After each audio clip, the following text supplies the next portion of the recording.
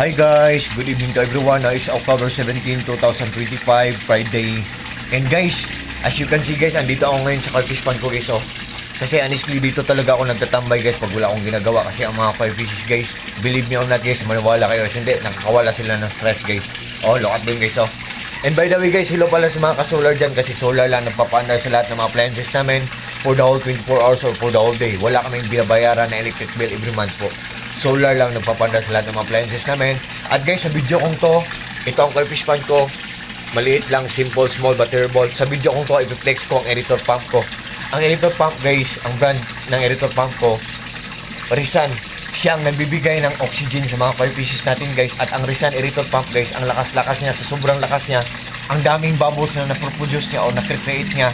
At the same time, ang dami ding mabibreathe in na oxygen ng mga fishes natin dito sa pond natin or sa mga isda natin sa aquarium natin guys.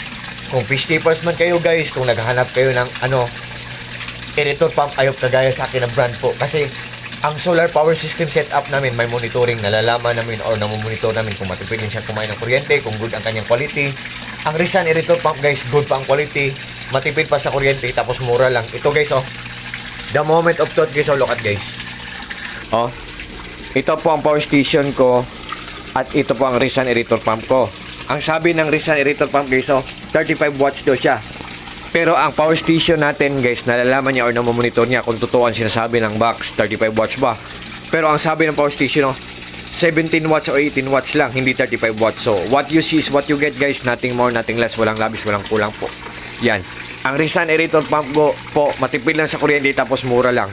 So, sa lahat po ng mga fish keepers dyan, good evening na and happy fish keeping. Sa lahat ng mga friends ko dyan, thank you po sa trust at sa suporta. God bless po sa ating lahat, or God bless us all, and that's all.